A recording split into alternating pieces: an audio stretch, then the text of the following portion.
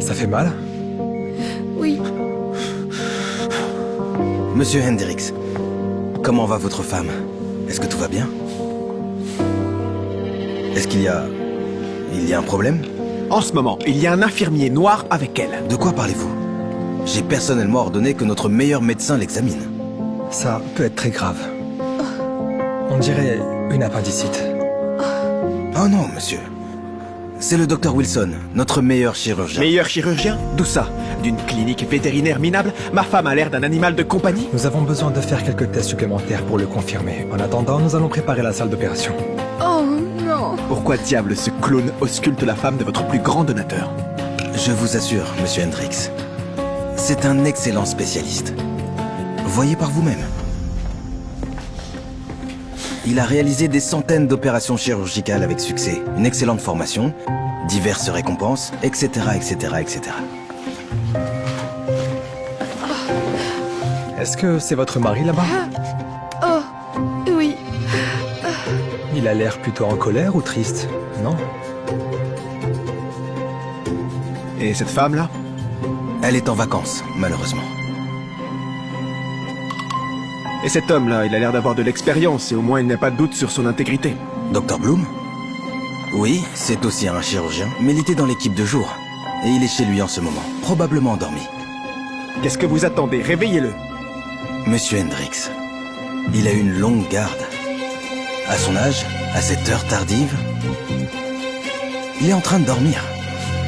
Si le plus grand donateur de votre hôpital vous dit de réveiller et d'amener un médecin ici, vous le réveillez et vous l'amenez ici. Est-ce que je me suis bien fait comprendre? Oui, monsieur. C'est très clair. Je m'en occupe.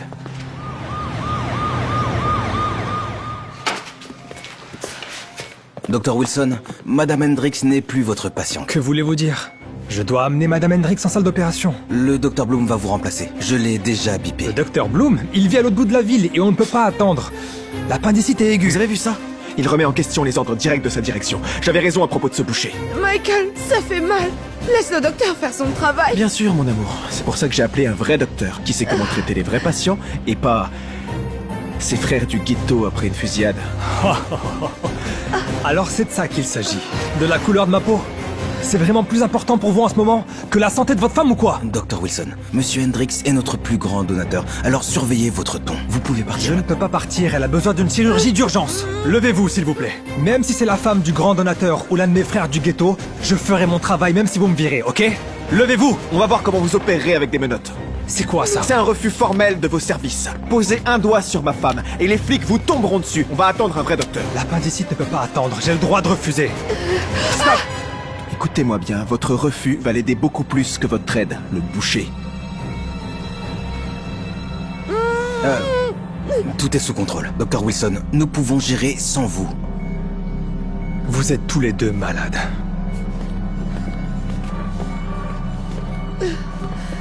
Comment vous sentez-vous?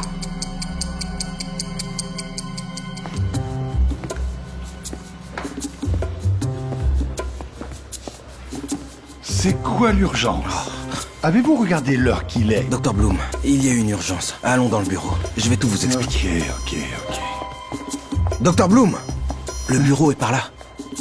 Mince. J'ai besoin d'un café pour me réveiller. Bien sûr. On a une urgence! Sarah, elle se sent mal. Sarah, mon amour, chérie, tu vas bien? Réveille-toi! Éloignez-vous, écartez-vous s'il vous plaît. Mademoiselle? Qu'est-ce qu'elle a? Elle a été admise pour une appendicite il y a quelques heures. Quelques heures? Vous avez perdu la tête? Vous auriez déjà dû l'opérer. Oh, c'est le docteur Wilson! Tout est entièrement de sa faute! En fait, non. Vous lui avez dit de ne pas toucher votre femme, vous vous souvenez? Vous l'avez même mis sur papier. Emmenons-la dans la salle d'opération.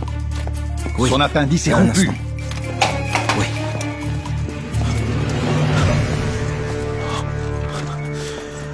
Mon Dieu!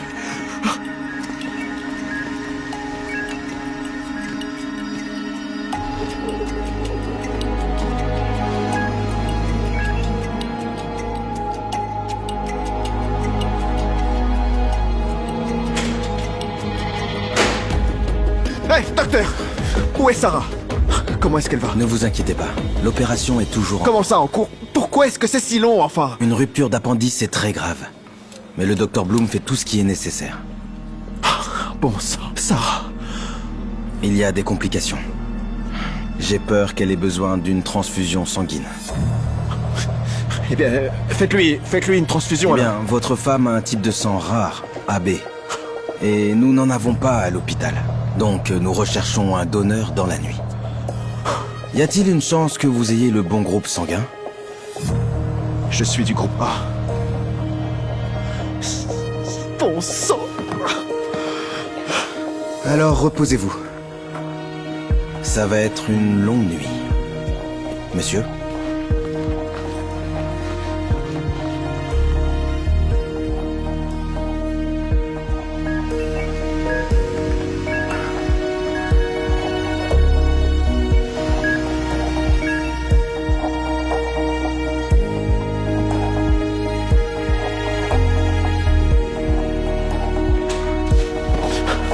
C'est fini ou pas?